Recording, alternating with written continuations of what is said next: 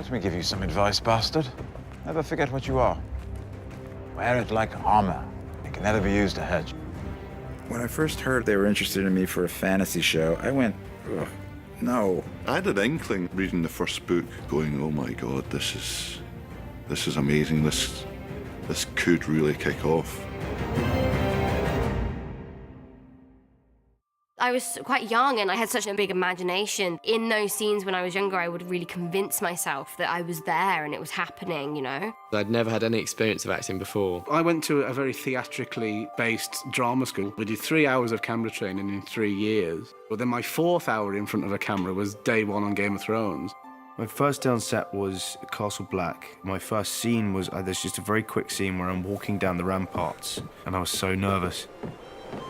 Yeah, I remember my first day on set. Oh my God, I fell off a fucking horse. Jesus, this is my first job. This is like the first thing I ever did, and they stuck me on a horse. Oh, I was falling off the horse trying to act still. Wow.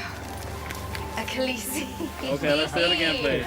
I remember my first scene we shot from the pilot, and that was the king's arrival. You know, the king rides in on horseback, and he has to get off his horse, and his robe was enormous. The horse rides in, he's like, ah, and then, hold, everyone, and then they run in with him like a ladder.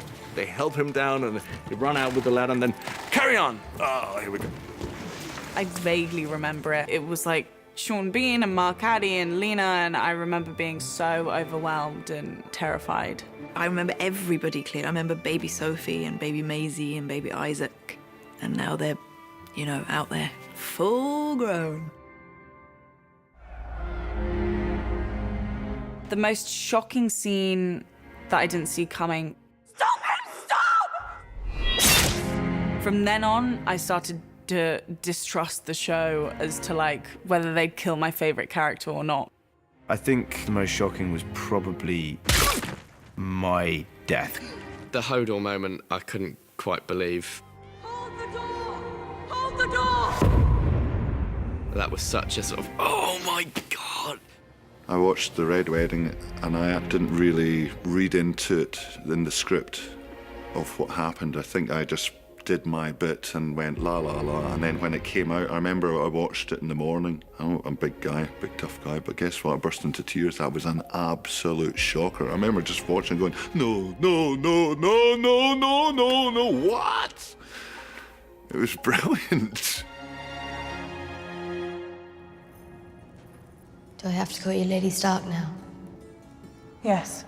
My favorite day on set would be the day that I was reunited with Maisie.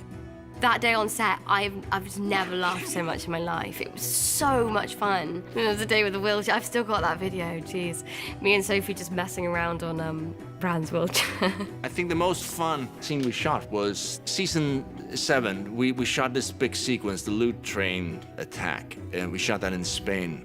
It was such a beautiful location, and there was something about being outside every day and being on horseback. I love riding. Go Agades! Season 3, Getting the Unsullied, was the first time that I, Amelia, got to be, you know, like, bitch and badass.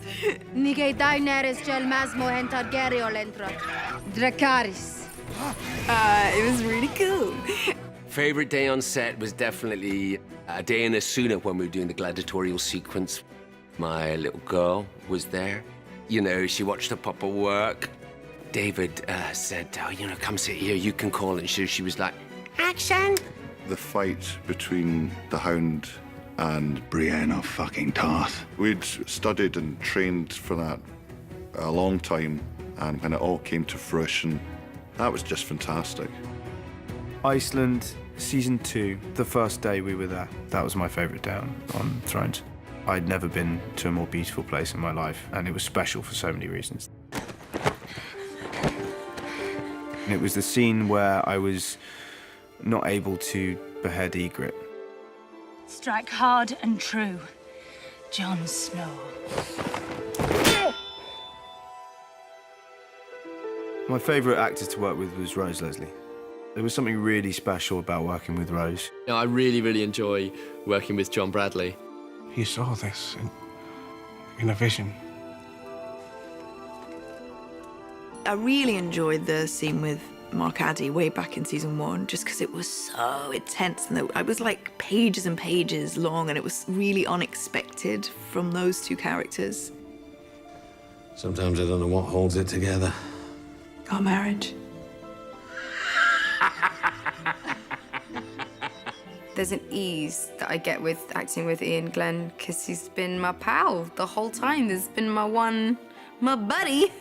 And the most beautiful thing about Amelia, she has no idea how good she is. She genuinely has no idea. And she still has no idea.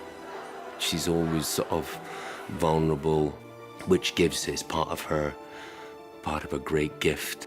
I think in terms of my favourite scene partner, it'd have to be Kit. Kit was the first person I ever had an acting relationship with because it was my first job. I think that the friendships that you form when you are a bit scared and a bit uncertain and treading unfamiliar ground, they're the ones that tend to stick because you cling on to each other for support. Sansa, come here, little dove. I always loved working with Lena. What are you doing? Praying. You're perfect, aren't you? Praying. Just watching her and learning from her was the best drama lesson I could have ever hoped for. I disobeyed my king, your father, and now I'm paying the price. I don't care, you're my friend. Shireen Baratheon. I had a couple of scenes with Shireen that I loved doing. To have her level of humanity and decency and cleverness and brightness. He just treats her as an equal, and I really like that aspect of the relationship that they had. I really miss Charles Dance, who played my father, Tywin Lannister. We had such a great chemistry and a great friendship. Tyrion. Despite our on-screen relationship. I'm very fortunate to work with the greatest cast.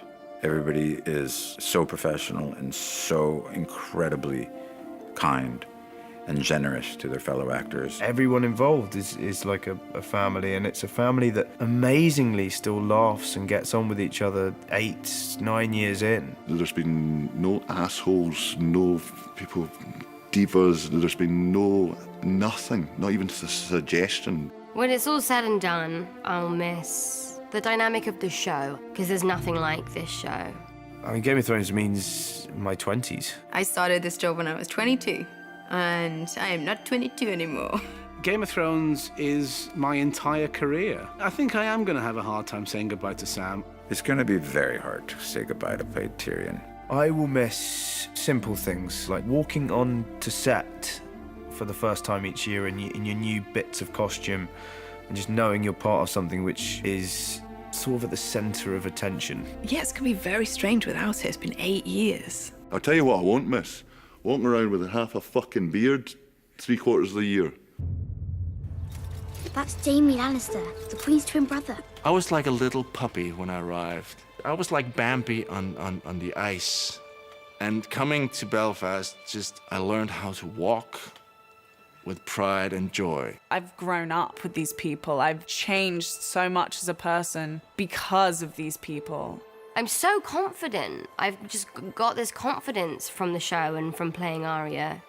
I really feel like I just want to inject that into each and every person that I know and love, but then also any girl that admires the work that I do. The journey that I've been on with Daenerys, it's sharpened me as an actor. It's shown me the range that I can do, and because of the heights that she goes to, it's forced me to find them within myself. Game of Thrones has been such an education for me in everything.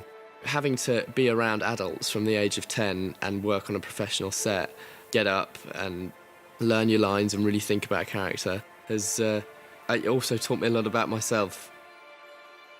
As an actor, you work and work and work and you audition and you don't get parts, and you do get parts, and sometimes they're great experiences and sometimes they're really shitty. And this has been incredible. Thrones is the Holy Grail, where it's something that is enormously, globally, massively popular, and people think it's cool. You know, people are always trying to copy things or do variations of things. It's rare you get something which is a completely original fantasy. It's the most realistic show that I've ever done that also happens to have dragons and dead people walking around in it. I think a lot of fantasy is heavy on the dragon and light on the character. We're the opposite. This show will be discovered by generations to come. It's timeless. Every season there's something else bigger than the last season and better than the last season. And here we are, season 8. It's cinematic. We're making 10-hour movies every year. The fact that this is really a full stop on this story is sad, because I think everyone's been so invested in this story that we never want to see this come to a close. But it must, and it will be good.